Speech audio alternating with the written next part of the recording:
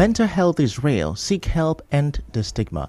On the news this afternoon, heaps of medical waste at Eagle Island, Port Harcourt raises concern. AGF threatens contempt suit against governors over local government autonomy. Federal government to procure essential drugs for Nigerians. On the foreign scene, mass rallies in Syria to mark end of Assad regime. Details of this and more after this break.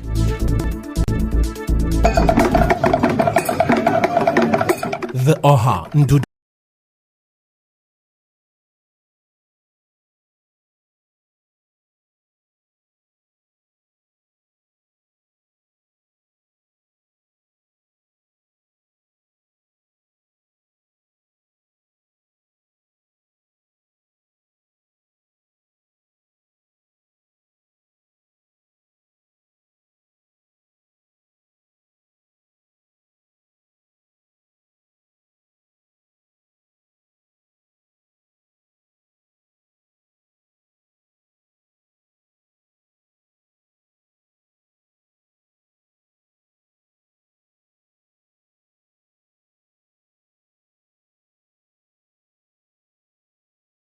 News. Now, the heaps of untreated medical waste at the River State Ministry of Health incineration plant at Eagle Island in Port Harcourt have become a growing concern. Our correspondent who visited the site reports the presence of hazardous materials such as used syringes, needles, blood-soaked bandages, surgical tools, and even human tissue piled up improperly, sometimes for over a month before burning. Despite the delays, additional medical waste continues to be added without proper packaging or safeguards. Reacting to this, a professor of community medicine and environmental health, Best Odinoha, said the water supply of people living around an incineration plant with untreated medical waste is at risk of being contaminated with radioactive materials. He said healthcare providers have a responsibility to dispose of medical waste properly and could be held accountable for any resulting harm.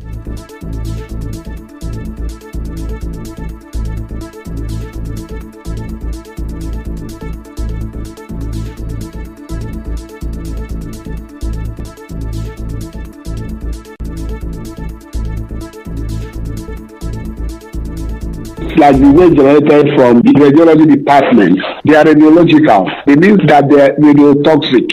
They can contaminate the groundwater, and you know that everybody has borehole, especially those around that area. Their water supply can be contaminated with radioactive material, and those radioactive materials can cause cancer, and they can cause congenital abnormalities, which means that children or babies born by those that are affected, they can become deformed. And then you know that because they are kept there, it means that they can be accessed by scavengers, and then they can reuse those needles. Professor Odinoha, who is also the director of the School of Public Health at the University of Port Harcourt, called for proper medical waste treatment facilities in River State. Incineration is probably the best way of doing that. So, which means that a proper medical waste treatment facility should be set up, and all hospitals, both private and public, will have to be mandatorily compelled to dispose their waste using those accredited facilities.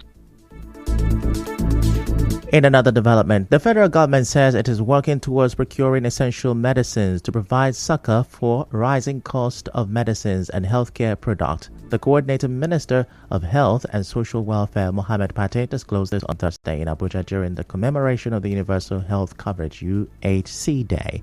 And the minister said that a whopping amount of 45.9 billion naira has been disbursed through the Basic Healthcare Provision Fund to assist indigent and vulnerable Nigerians access medical care without paying for it at the time and point of need.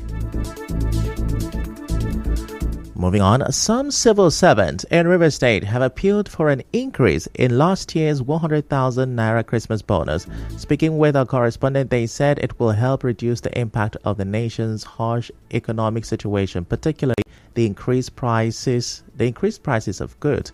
Now, some federal workers also urged President Bola Tinubu to follow Governor Siminalayi Fubara's example in providing such bonuses at the federal level.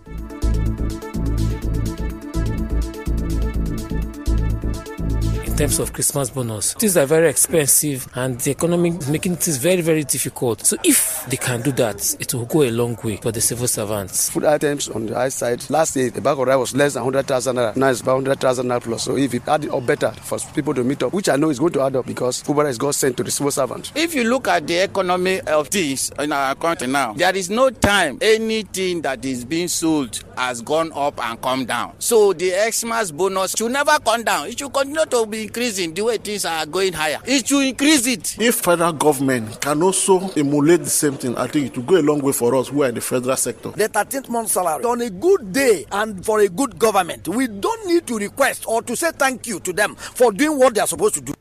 Meanwhile, a professor of management and entrepreneurship at the University of Port Harcourt, Edwina Ama, says the payment of bonuses to workers in the state will enhance their motivation and work attitude.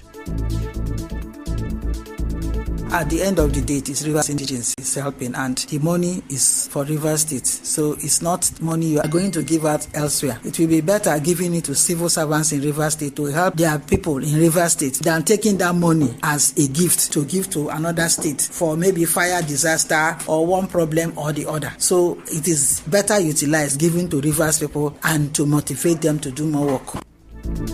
Elsewhere, the Ebonyi State Governor Francis Nwifuru has announced a Christmas bonus of 150,000 naira for each state worker. This was confirmed in a Facebook post yesterday by the Chief Press Secretary to the Governor, Monday Uzo. Now, he said the workers would be receiving the bonus next week.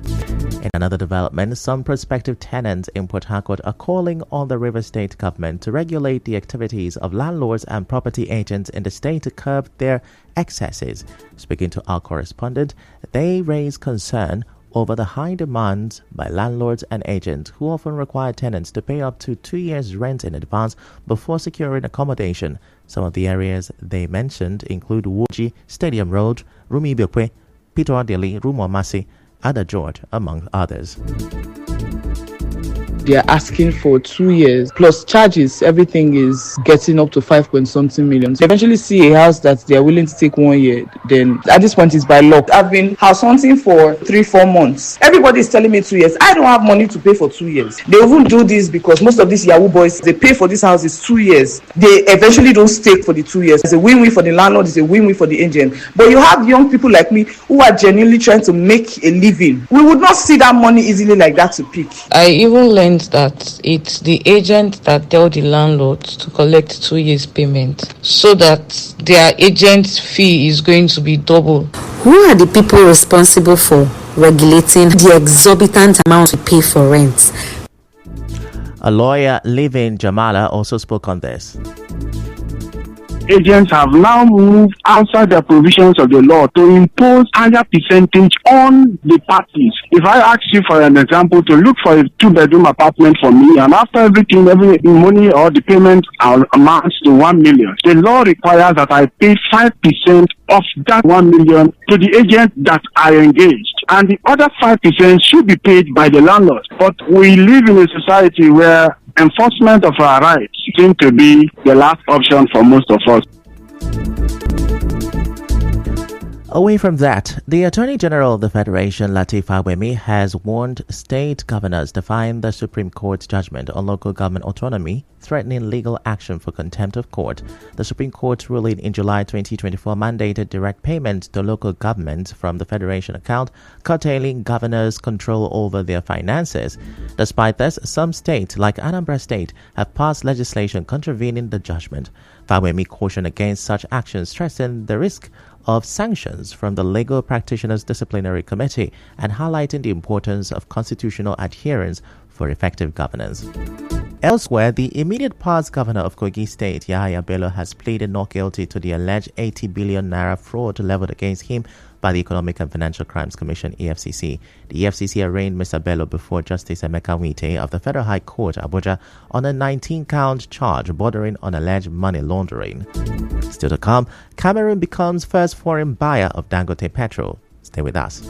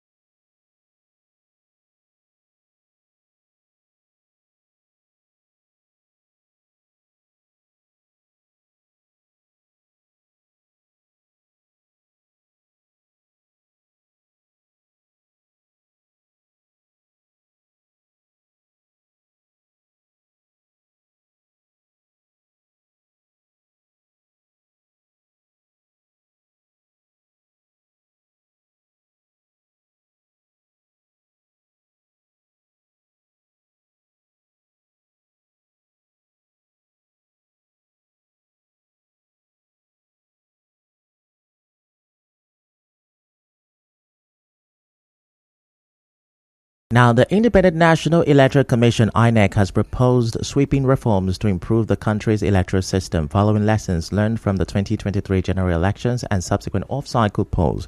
Among the reforms being proposed are diaspora voting and phasing out the use of permanent voter cards (PVCs) during elections. The INEC chairman, Mahmood Yakubu, made these known in Abuja during a meeting with resident electoral commissioners. He said the commission also believes that with the introduction of the Bimodal Voter Accreditation System, BVAS, the use of the permanent voters' cards as the sole means of identification for voter accreditation on election day should be reviewed. He said the INEC would soon present these proposals and more to the relevant committees in the Senate and House of Representatives. And now to business. Former process coordinator of Port Harcourt Refinery, Tony Walia, has explained why the refinery may be completely shut down. This comes amid ongoing uncertainty about its operations and production capacity, even after reports of its resumption. But Mr. Walia, in an interview with correspondent Bureau, said the speculation that the refinery is not working optimally does not mean that it has stopped production.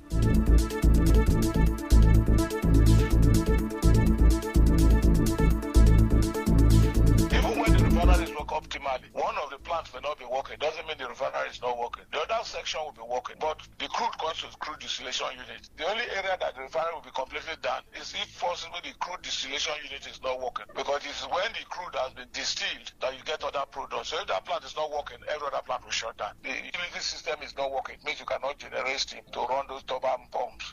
So the utility must work. If the utility is not working, it means you don't have air in the refinery, and air controls the control valves in all the units. The former process coordinator, while speaking on the factors responsible for blending of product in the refinery, also clarified that it's not a bad thing to blend products.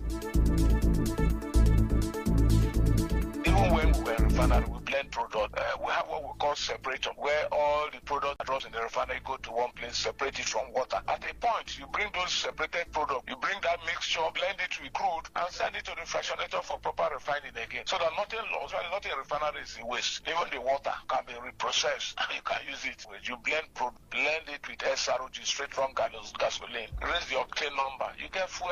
Even when you get these two products, you still send it to a blending unit where you put dye. That's why you see color of fuel red. Mr. Walia also spoke on the controversy that trailed the cracking of the product in a newly refurbished Port Harcourt refinery. When you talk of cracking, you're always trying to reduce it to an acceptable amount of them. So the best of cracking, they remove and get it with trucks or crack it to the level that you can use it. Not wrong with that. Still in business, Cameroon has become the first foreign buyer of petroleum from the Dangote refinery, with an initial export of 60,000 tons going to Neptune Oil in Central Africa. The company is working with the refiner to establish a reliable supply chain to stimulate the generation of Dangote plans to export 60% of the refinery's fuel production despite crude supply challenges. The 650,000 barrels per day facility began selling gasoline domestically in September. In entertainment, BB Niger star Tacha has confirmed relocating to the UK. She appeared as a guest on a podcast where she confirmed that she had moved to the UK. She explained, with me being in the UK, quote unquote, with me being in the UK, I am representing Nigeria. I've already conquered the whole of the Nigerian market. In sports, Nigerian Ademola Lookman has made the final shortlist for the CAF Player of the Year award for the men's category, while Chiamaka Nadozie made the final shortlist for the women's category. We're going on another short commercial break.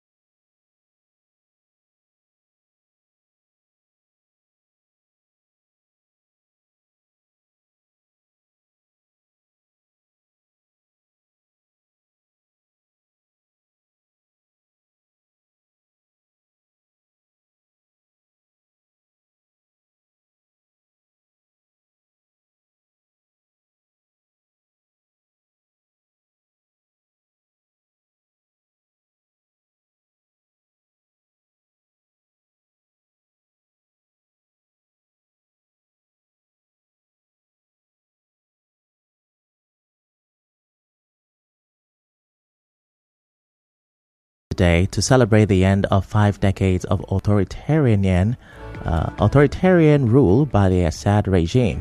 In Damascus, people have gathered for the first Friday prayers since Islamist rebels seized power on Sunday. Former President Bashar al-Assad has fled to Russia, where he and his family have been granted asylum following the capture of the capital by rebels.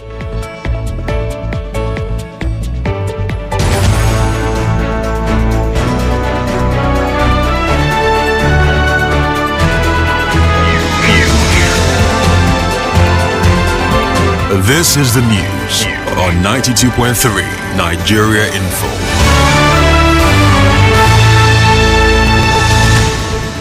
On the news this afternoon, you heard the heaps of medical waste at Eagle Island, Port Harcourt, has raised concerns among residents. The federal government says it will procure essential drugs for Nigerians. On the foreign scene, mass rallies are being held in Syria to mark the end of Assad's regime. The news was edited by Martha Okere. To reach the news team, send an SMS or WhatsApp to 0808 721 7215. I'm Ifechukwu Moyeli. Many thanks for listening.